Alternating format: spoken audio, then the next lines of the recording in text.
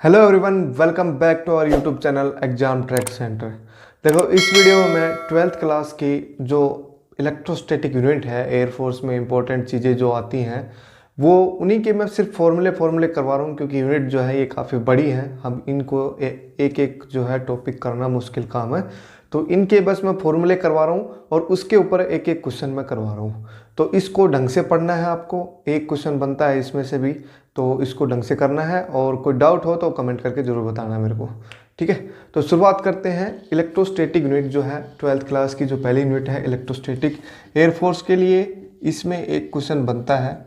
शुरू की जो 2-3 यूनिट है इसमें से एक एक क्वेश्चन जरूर बनता है, और वो क्वेश्चन जो है सीधे फॉर्मूले बेस ही बनता है। तो फॉर्मूला इंपॉर्टेंट बनता है फिजिक्स के अंदर, तो फॉर्मूले हम देखेंगे इसमें क्या क्या फॉर्मूले आते हैं। देखो, पहली बात तो ये है, देखो इलेक्ट्रो का मतलब होता है चार्ज, है ना। इलेक्ट्रॉन जैसे इलेक्ट्रॉन भी एक चार्ज है, तो चार्ज। और स्टैटिक का मतलब एट रेस्ट, तो चार्ज जो है रेस्ट पे होगा। तो इस यूनिट में, पूरी यूनिट में चार्ज रेस्ट पे होगा तो क्या क्या चीज़ें होंगी वो सब हम पढ़ेंगे इसमें, ठीक है। तो शुरुआत करते हैं। देखो, सबसे पहले तो क्वांटाइजेशन, चार्ज के बारे में बात हो रही है तो चार्ज क्वांटाइजेशन, देखो इंपॉर्टेंट फार्मूला बनता है ये 12th वालों के लिए भी और एयरफोर्स वालों के लिए भी।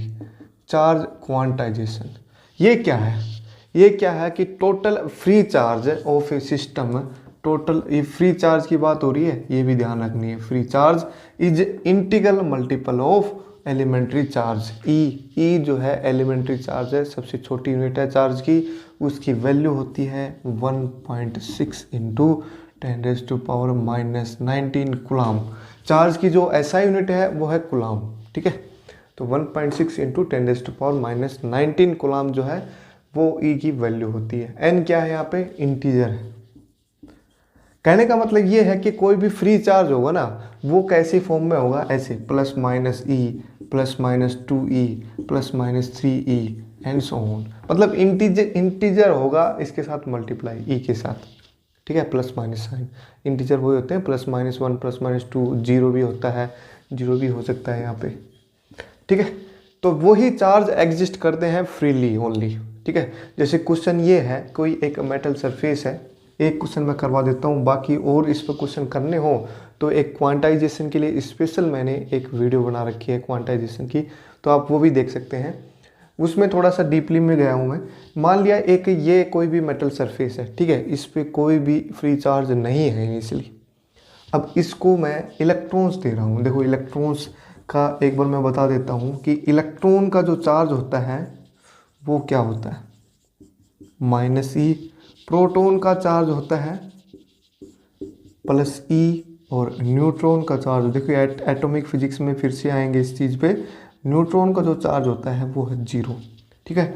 एक सीधा सीधा क्वेश्चन इसमें भी पूछ सकते हैं, what is the charge of electron? तो माइनस ई की वैल्यू ये पुट करनी है, ठीक है। आंसर में ई की फॉर्म में है तो यही लिखना है बस। अब इलेक्ट्रॉन मैं इसको कुछ दे रहा हूँ, मान लिया मैंने कुछ इलेक्ट्रॉन्स इसको दे दिए, कुछ 5 इलेक्ट्रॉन्स दे दिए। तो क्वेश्चन ये है कि what will be the net charge of this metal surface. देखो, 5 इलेक्ट्रॉन हम इसको दे रहे हैं, तो इसका फ्री चार्ज जो है वो क्या हो जाएगा? 5 इलेक्ट्रॉन मैं इसको दे रहा हूँ, कौन सा चार्ज दे रहा हूँ? नेगेटिव चार्ज दे रहा हूँ, तो नेगेटिव चार्ज इंक्रीज होगा इसका, है ना। कितना होगा भाई? 5, एन की जगह 5 पुट कर दो और ई की वैल्यू ये पुट करनी है, तो क्यू की वैल्यू आ गई -5e। ये चार्ज हो गया इस मेटल सरफेस का, ठीक है। तो ये क्वांटाइजेशन था, और इस पे एक मैंने क्वेश्चन करवा दिया छोटा सा हल्का सा। अब नेक्स्ट चलते हैं। देखो, इम्पोर्टेंट जो चीज़ है अब और भी आती है, कूलॉम्स लॉ।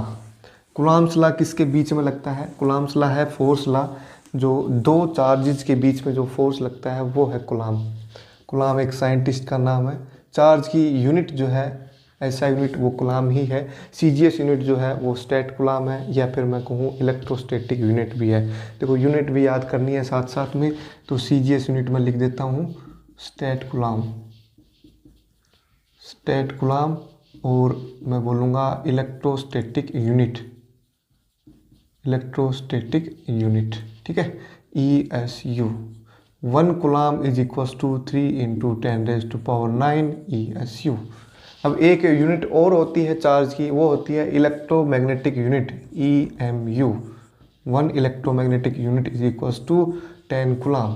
ये यूनिट है चार्ज की यूनिट है, ठीक है, इनको भी ध्यान रखना। ऐसा यूनिट है कूलाम, CGS है स्टेट कूलाम, और एक यूनिट है इलेक्ट्रोमैग्नेटिक यूनिट जिसकी वैल्यू होती है 10 कूलाम।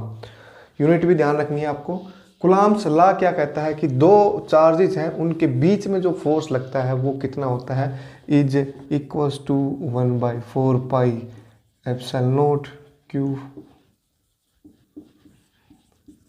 अब ये जो है ये कांस्टेंट है, मीडियम के ऊपर डिपेंड करता है। अगर कुछ भी नहीं है मीडियम का मतलब अगर फ्री स्पेस है, मतलब कुछ भी नहीं है, तो एप्सिलॉन नॉट लेते हैं। एप्सिलॉन नॉट ये क्या है, परमिटिविटी इन फ्री स्पेस, परमिटिविटी इन फ्री स्पेस।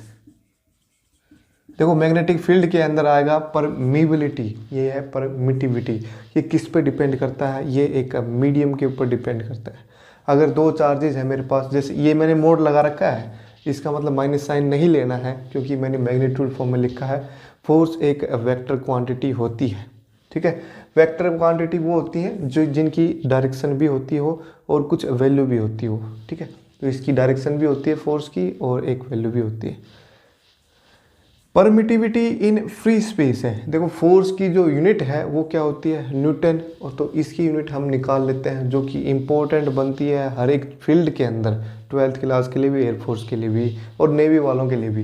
तो एप्सिलॉन नॉट की यूनिट जो निकालोगे यहाँ से वो क्या बनेगा, देखो इसको नीचे ले आओ और ये बन गया Q1 Q2 4 pi F/r²। Are क्या है, उसके बीच की सेपरेशन है, दो चार्जेस के बीच की।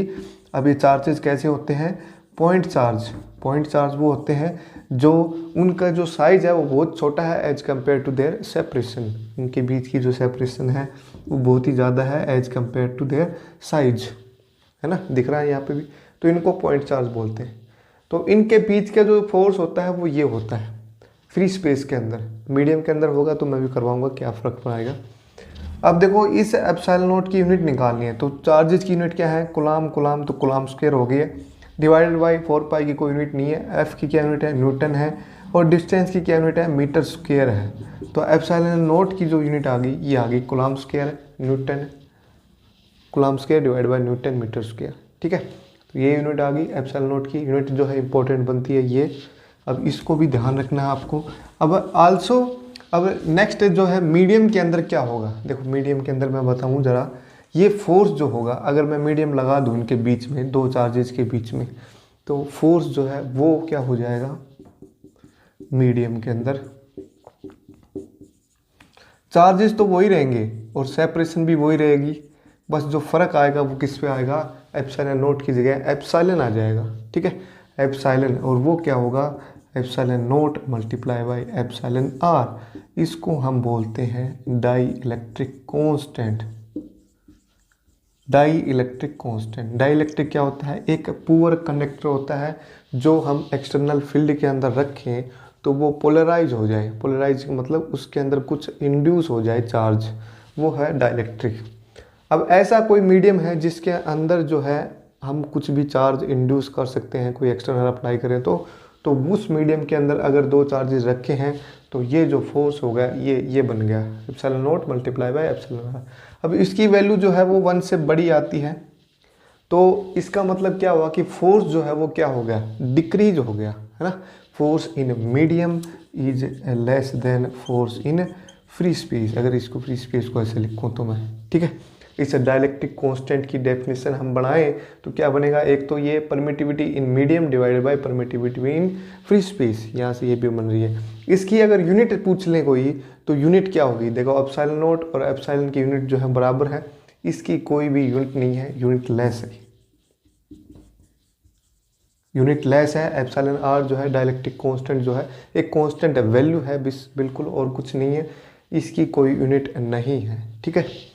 अगर मैं इन दोनों को डिवाइड कर दूं, इन दोनों को, देखो ये सब तो कैंसिल हो जाएगा, बचेगा क्या, सिर्फ एप्सिलॉन नॉट और एप्सिलॉन। तो force in free space divide by force in medium is equals to epsilon divide by epsilon naught, ठीक है। और एप्सिलॉन को मैं पुट करूं ये वाली, तो ये बन गया मेरा डाइलेक्ट्रिक कांस्टेंट, क्या बन गया, force in free space divide by force in medium, ठीक है। तो एक डेफिनेशन ये भी आ रही है। अब इस पे क्वेश्चन कहाँ से बनता है, देखो क्वेश्चन ये, एक तो ये भी बन सकता है कि फाइंड द डायरेक्टिक कांस्टेंट, अगर फोर्स फ्री स्पेस में दे दिए और फोर्स मीडियम के अंदर दे दे तो। सेकंड है कि अगर मैं ये कहूँ कि ये दो चार्जेस जो हैं इनकी सेपरेशन, या फिर मैं कहूँ एक क्वेश्चन तो ये बन रहा था कि भाई अगर मीडियम के अंदर डाल दें तो फोर्स पे क्या इफेक्ट पड़ेगा, फोर्स क्या हो जाएगा, डिक्रीज हो जाएगा। ठीक है, एक क्वेश्चन तो ये बन रहा है। और क्वेश्चन क्या बनते हैं, अगर मैं इन दो चार्जेस को डबल कर दूं, दोनों को ही मैं डबल कर दूं तो, और सेपरेशन उनकी सेम रखूं तो इस फोर्स पे क्या इफेक्ट पड़ेगा। क्वेश्चन ये है। देखो चार्जेस को मैंने डबल कर दिया दोनों को, है ना, मॉडुलस ही लेना, पॉजिटिव साइन ही लेना। अब ये तो चीज़ें तो कांस्टेंट ही है, सेपरेशन भी कांस्टेंट है, बच गया ये। देखो ये 2 टाइम्स, ये भी 2 टाइम्स, तो नया फोर्स जो बन गया वो कितना बन गया भाई, 2 गुणे 2 4, 4 टाइम्स। तो नया जो फोर्स बन गया वो 4 गुना बन गया। ठीक है, अगर क्वेश्चन यहीं पे और आ जाता कि भाई जो सेपरेशन है वो भी मैं 2 गुना कर दूं तो क्या होगा। देखो नीचे फिर क्या आ जाता, 2 गुना कर देते तो देखो ये नया वाला फोर्स लिखना है तो इसको आप ऐसे लिखो, फोर्स जो होगा ये वाला तो कांस्टेंट ही है, ये तो यूँ कहीं रहेगा Q1 prime Q2 prime divided by R prime का स्क्वायर। ठीक है, तो यहाँ पे सबकी वैल्यू पुट करो। Q1 प्राइम कितना है 2, और ये भी 2 गुना डिवाइडेड बाई ये कितना हो गया, ये भी 2 गुना हो गया, 2 का स्क्वायर 4। अब बच गया क्या, Q1 Q2 divide by 4 pi epsilon not R square है, और वो क्या होगा पुराने वाला फोर्स, तो वो हो गया ये, कैंसिल हो गया। तो इसका मतलब जो नया फोर्स है और पुराना फोर्स दोनों बराबर होंगे अगर दोनों चार्जेस को भी डबल कर दूं मैं और उनकी सेपरेशन को भी डबल कर दूं। तो वो ऐसे क्वेश्चन इंपॉर्टेंट बनते हैं 12th वालों के लिए भी, और एयरफोर्स नेवी के अंदर भी ये इंपॉर्टेंट क्वेश्चन बनता है एक। ठीक है, तो कूलॉम्स लॉ के बाद हम चलते हैं। देखो फोर्स की यूनिट तुम्हें पता है, ऐसा यूनिट क्या होती है, न्यूटन होती है। एप्सिलॉन नॉट की हमने यूनिट निकाल ली, क्या होती है, coulomb square divide by newton metre square, है ना। नेक्स्ट चलो अब इलेक्ट्रिक फील्ड पे चलते हैं। इलेक्ट्रिक फील्ड, देखो फील्ड जो है ये किसकी वजह से है, इलेक्ट्रिक की वजह से, मतलब चार्ज की वजह से जो फील्ड जनरेट होता है, मतलब कोई भी एक चार्ज रखा है तो उसके अराउंड में एक फील्ड बन गया, मतलब खेत टाइप में बन गया, जहाँ तक कोई भी दूसरा चार्ज अगर रखें तो उसके ऊपर फोर्स फील हो। ठीक है, तो उसको हम बोलेंगे इलेक्ट्रिक फील्ड। अब इसकी डेफिनेशन याद रखनी है बस आपको, force divided by test charge. तो इसकी यूनिट क्या बनेगी, न्यूटन पर कूलॉम, है ना। देखो फोर्स और टेस्ट चार्ज कौन सा है, जिसके ऊपर हम टेस्ट कर रहे हैं। जैसे मैं मान लिया एक पॉजिटिव चार्ज है मेरा ये, तो इसका इलेक्ट्रिक फील्ड जो होगा इसके चारों साइड में होगा। यहाँ पे मैंने कोई टेस्ट चार्ज रख दिया तो हमें कैसे पता लगेगा भाई इलेक्ट्रिक फील्ड है कि नहीं है।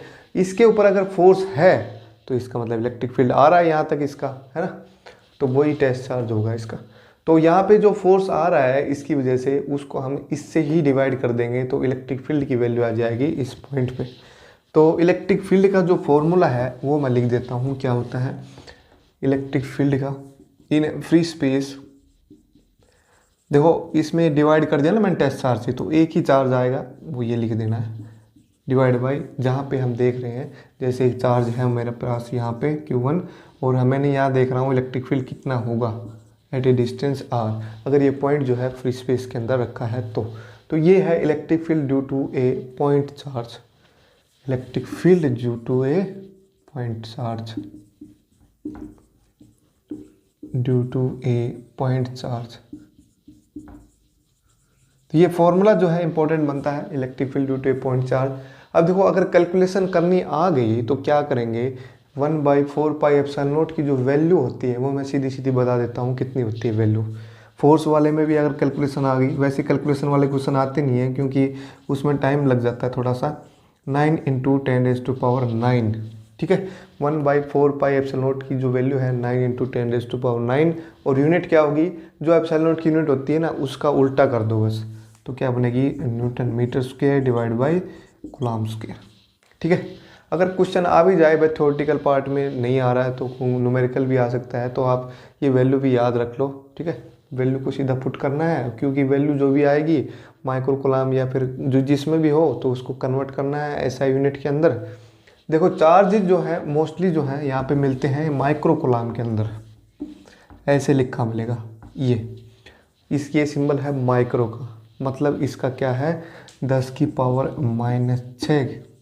कूलाम, या फिर ऐसा मिले नैनो कूलाम, इसका मतलब है 10⁻⁹ कूलाम, ठीक है।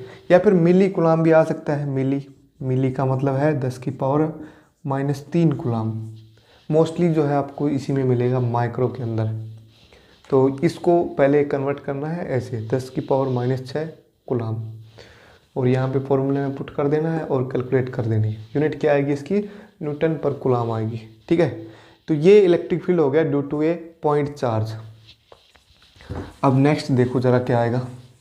नेक्स्ट अगर हम पढ़ दें कि एक थ्योरेटिकल क्वेश्चन मैं करवा देता हूँ कि पॉजिटिव चार्ज से जो है इलेक्ट्रिक फील्ड लाइंस जो है, फील्ड लाइंस क्या होती हैं, लाइन जो होती हैं, या फिर मैं कहूँ कर्व जो है वो किसी भी चार्ज के अराउंड है, जहाँ पे हम इलेक्ट्रिक फील्ड अगर निकालें तो वहाँ पे टेंजेंट ड्रॉ कर दें तो वहाँ इलेक्ट्रिक फील्ड निकल जाता है। जैसे एक पॉजिटिव चार्ज ये है, तो इसकी इलेक्ट्रिक फील्ड लाइंस जो होंगी वो चारों तरफ में जाएंगी, और कहाँ जाएंगी, outward to the positive charge, ठीक है।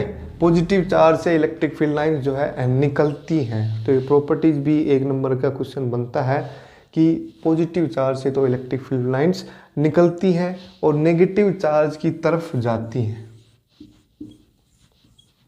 ठीक है। और किसी भी पॉइंट पे अगर इलेक्ट्रिक फील्ड निकालना हो, जैसे यहाँ पॉइंट पे इलेक्ट्रिक फील्ड निकालना हो तो यहाँ पे जस्ट टेंजेंट ड्रॉ कर दो। अब ये तो लाइन सीधी है तो टेंजेंट ड्रॉ ये इसी डायरेक्शन में ही होगा, तो वहाँ पे इलेक्ट्रिक फील्ड डायरेक्शन मिल जाएगी उस पॉइंट के ऊपर। अब क्वेश्चन ये है कि टू इलेक्ट्रिक फील्ड लाइंस, दो फील्ड लाइंस जो है इलेक्ट्रिक, वो एक दूसरे को इंटरसेक्ट नहीं करती हैं कभी भी। तो क्वेश्चन ये भी आ सकता है कि why they did not intersect each other, why. तो लेट्स से मैंने दो इलेक्ट्रिक फील्ड लाइन्स ये बना दी, ठीक है। अब मैंने क्या कहा है कि जहाँ पे भी हमें इलेक्ट्रिक फील्ड निकालना है तो वहाँ पे क्या करना है, हमें टेंजेंट ड्रॉ करना है। तो यहाँ पे देखो जैसे ये इंटरसेक्शन पॉइंट है, इस फील्ड लाइन्स की वजह से एक टेंजेंट ड्रॉ कर दिया मैंने, ये इस फील्ड लाइन की वजह से एक टेंजेंट ड्रॉ कर दिया मैंने ये। तो एक पॉइंट के ऊपर इलेक्ट्रिक फील्ड की दो डायरेक्शन आ रही है। अब कोई आदमी दो डायरेक्शन में चल सकता है एक साथ, नहीं चल सकता ना। तो यहाँ पे भी इलेक्ट्रिक फील्ड जो है वो दो डायरेक्शन में हो ही नहीं सकता। इसका मतलब no two electric field lines intersect each other, no two electric field lines intersect each other, because at the point of intersection there are two electric field direction which is not possible, ठीक है। तो ये electric field lines की एक दो property थी जो मैंने बता दी। इस पे भी क्वेश्चन बनता है। थ्योरेटिकल क्वेश्चन जो है वो बड़े इजी रहते हैं अगर थ्योरी आपको आती है तो, क्योंकि उनमें तो कुछ करने की ज़रूरत है ही नहीं। न्यूमेरिकल्स तो मतलब उसमें तो वैल्यू पुट करने की ज़रूरत है ही नहीं, है ना। तो नेक्स्ट देखो इसमें क्या है, इलेक्ट्रिक डायपोल। अब वो क्या होगा, देखो इलेक्ट्रिक डायपोल क्या होगा कि एक इक्वल एंड अपोजिट चार्ज जो है वो some separated by some small distance, इनके बीच की जो डिस्टेंस है वो बहुत ही स्मॉल है, कुछ भी x मान लो कुछ भी मान लो, ठीक है। इक्वल और अपोजिट चार्ज, और इसमें जो है डायपोल मोमेंट की डायरेक्शन जो है वो होती है -q से +q। इसको हम लिखते हैं P से। डायपोल मोमेंट है ये इलेक्ट्रिक डायपोल है। इलेक्ट्रिक डायपोल तो एक हो गया, अरेंजमेंट हो गया सिर्फ। और डायपोल मोमेंट क्या होगा, वो क्या होगा कि either strength either charge multiply bye separation, ठीक है। और ये सेपरेशन की डायरेक्शन किधर दी जाएगी, -q से +q। देखो ये मैंने इलेक्ट्रिक फोर्स और इलेक्ट्रिक फील्ड की डायरेक्शन जो है वो मैंने बताई नहीं, क्योंकि उसके क्वेश्चन जो है आते कम है। जैसे मैं कहूँ कि एक पॉजिटिव चार्ज है तो इसकी इलेक्ट्रिक फील्ड लाइंस मैंने बताया कि वे आउटवर्ड निकलती हैं। तो यहाँ पे इलेक्ट्रिक फील्ड जो की डायरेक्शन होगी वो किधर होगी, आउटवर्ड होगी पॉजिटिव चार्ज की वजह से, है ना। अगर दो सेम टाइप के चार्ज हैं पॉजिटिव तो उनके बीच में जो फोर्स लगता है वो लगता है रिपल्सिव, और दो अपोजिट चार्जेस हैं तो वो लगता है अट्रैक्टिव। नेगेटिव है तो इनके बीच में लगेगा अट्रैक्टिव। ये याद रखना है बस। ये तो मेरे ख्याल से आपको पता ही होगा इसलिए मैंने बताया नहीं। ये रिपल्सिव, एक नंबर के क्वेश्चन में ये भी बनता है, अट्रैक्टिव कब होगा, रिपल्सिव कब होगा। क्वेश्चन ये दे देंगे, दो प्रोटॉन है हमारे पास, है ना, situated by some small distance, है ना, तो उनके बीच में जो है फोर्स कैसा लगेगा। तो दो प्रोटॉन कैसे हैं, दोनों पॉजिटिव चार्ज हैं, तो रिपल्सिव फोर्स लगेगा, एक दूसरे को रिपेल करेंगे वो। ठीक है, तो डायपोल मोमेंट भी हो गया हमारा। अब देखो नेक्स्ट क्या है, डायपोल मोमेंट की यूनिट क्या होगी, कूलाम, और इसकी क्या होगी, मीटर। तो कूलाम मीटर, सेंटीमीटर मत लिख देना, ये कूलाम है कि सी बड़ा कर दो इसको, कूलाम मीटर। ठीक है, कूलाम मीटर या फिर मीटर कूलाम भी लिख सकते हो आप, जो भी लिखना चाहो। तो ये इलेक्ट्रिक डायपोल मोमेंट था। नेक्स्ट अब चलते हैं किस पे, नेक्स्ट टॉपिक क्या है। अब देखो नेक्स्ट टॉपिक है आपका एनर्जी, या मैं कहूँ पहले टॉर्क कर लो। टॉर्क, देखो टॉर्क मैंने लिखा था, टॉर्क क्या होता है, एक बेसिक फिजिक्स नाम की एक वीडियो है, उसमें आपको पता लग जाएगा कि भाई टॉर्क क्या होता है। टॉर्क होता है रोटेशनल मोशन में जो फोर्स लगे वो, मतलब कोई भी बॉडी है और उसके ऊपर कुछ फोर्स लगा दें, जैसे ये डस्टर है, एक फोर्स मैं इधर लगाऊं और एक इसको इधर लगाऊं, तो ये जो फोर्स लग रहे हैं ये क्या करेंगे, इसको रोटेट करेंगे, है ना। और रोटेट कहाँ से हो रही है, एक एक्सिस के अलोंग, तो ये एक्सिस है बीच के अंदर, तो रोटेशनल एक्सिस फोर्स का क्रॉस प्रोडक्ट है, ये क्रॉस प्रोडक्ट है, ये ध्यान रखना है। वेक्टर भी हम करेंगे पहले, वेक्टर तो आपने वैसे पढ़ रखा होगा, पढ़ तो सारी चीज़ें रख रखी हैं वैसे तो, लेकिन वेक्टर जो है वेक्टर प्रोडक्ट ये भी हम करेंगे, मैथ के अंदर आता है हालांकि ये चीज़ें, तो हम फिजिक्स में भी एक वीडियो बना देंगे स्केलर प्रोडक्ट और डॉट प्रोडक्ट और वेक्टर प्रोडक्ट की। तो आर क्रॉस एफ, आर जो है वो रोटेशनल एक्सिस से डिस्टेंस है, वेक्टर है, ये डिस्प्लेसमेंट वेक्टर है रोटेशनल एक्सिस से। अगर मैं डायपोल मोमेंट की बात करूं कि डायपोल मोमेंट जो है वो एक्सटर्नल इलेक्ट्रिक फील्ड के अंदर रख दें हम उसको किसी एंगल के ऊपर, जैसे मैं यूनिफॉर्म इलेक्ट्रिक फील्ड में बनाऊं, तो ये एक डायपोल मोमेंट है। डायपोल रख दिया मैंने, कुछ एंगल पे रख दिया, ये इलेक्ट्रिक फील्ड की डायरेक्शन है इस साइड में, तो ये डायपोल क्या होगा, ये रोटेट करेगा, किस साइड में रोटेट करेगा, इस साइड में जाने की कोशिश करेगा, क्योंकि इसके ऊपर तो फोर्स लगेगा इस साइड में और इसके ऊपर फोर्स लगेगा इस साइड में। फोर्स क्या होगा, test charge multiply by electric field, है ना, अभी मैंने करवाया था थोड़ी देर पहले। तो इनको हम सोल्व करेंगे तो ये फॉर्मूला बनेगा डायपोल मोमेंट का cross product with electric field. ठीक है, और मैं बात करूँ पोटेंशियल एनर्जी जो होगी due to dipole in external electric field, in external electric field, वो कितनी होगी, minus P dot E. E जो है इलेक्ट्रिक फील्ड है, पी जो है डायपोल मोमेंट है, यहाँ पे आता है डॉट प्रोडक्ट, यहाँ पे आता है cross product with minus sign के साथ। ठीक है, dot product of two vector is always a scalar, एक वैल्यू आएगी और यहाँ पे एक वेक्टर आएगा टॉर्क। तो ये फॉर्मूले दोनों इंपॉर्टेंट बनते हैं। अब क्वेश्चन क्या आता है इस पे, देखो क्वेश्चन ये है कि what is the value of maximum torque due to dipole in external electric field. तो इसकी वैल्यू जो है मैक्सिमम कब आएगी, देखो मैग्नीट्यूड फॉर्म में अगर मैं लिखूँ तो ये बनता है P E sine of theta. ठीक है, अब इसकी वैल्यू मैक्सिमम कब होगी, जब साइन की वैल्यू मैक्सिमम हो, है ना। पी ई तो कुछ भी वैल्यू हो सकती है, मतलब हमें एंगल की वैल्यू बतानी है जहाँ पे टॉर्क मैक्सिमम हो और मिनिमम हो। तो इसकी वैल्यू मैक्सिमम कब होती है भाई, थीटा 90 डिग्री पे कितनी वैल्यू होती है, 1 होती है। तो टॉर्क मैक्सिमम टॉर्क जो होगा वो कितना होगा भाई, पी इंटू में ई एट थीटा इक्वल टू π/2 और 90 डिग्री। तो क्वेश्चन ये बनता है। नेक्स्ट है टॉर्क मिनिमम, मिनिमम वैल्यू कितनी होगी भाई, जब साइन थीटा की वैल्यू मिनिमम हो, मिनिमम कितनी हो सकती है, -1 हो सकती है, तो मैं कहूँगा माइनस हो पी ई। जब थीटा की वैल्यू कितनी हो भाई, माइनस साइन -1 कब होता है थीटा की वैल्यू 270 डिग्री।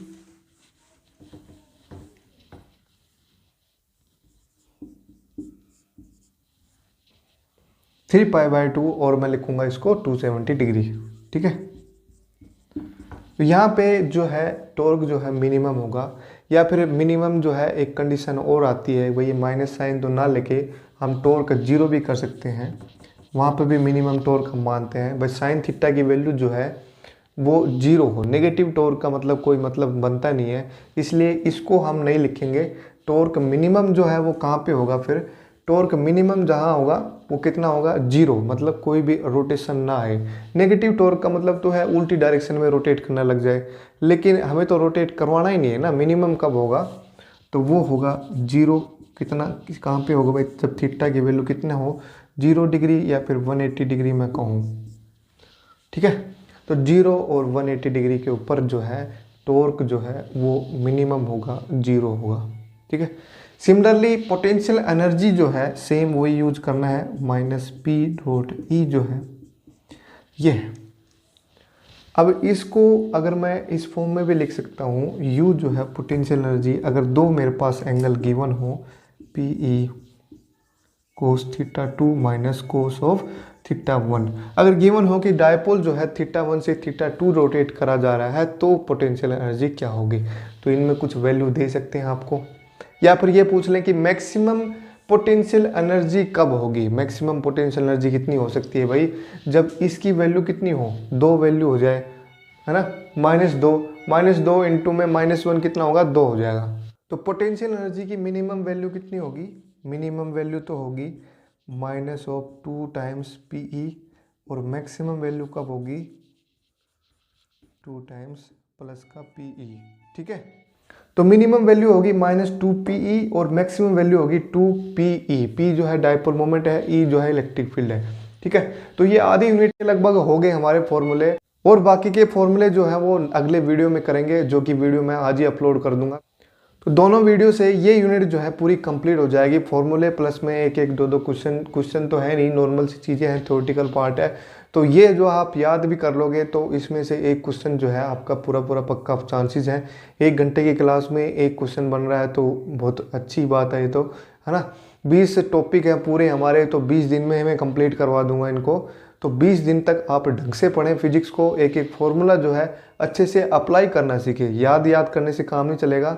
इसमें जो जो टर्म यूज हो रही है, जैसे P क्या है, डायपोल मोमेंट है, E जो है इलेक्ट्रिक फील्ड है, तो इनकी भी पता होना चाहिए भाई, P क्या है, E क्या है इसमें, ठीक है। इलेक्ट्रिक फील्ड का फॉर्मूला, फोर्स का फॉर्मूला, क्वांटाइजेशन, डायपोल मोमेंट, ये सब चीज़ें जो मैंने इसमें करवाई हैं वो सब। अगले यूनिट में हम कैपेसिटर वगैरह करेंगे, एनर्जी स्टोर इन कैपेसिटर करेंगे। जो भी फॉर्मूले बच रहे हैं उनको डीपली पढ़ेंगे, और उन पे भी एक एक दो क्वेश्चन हम ट्राई करेंगे, ठीक है।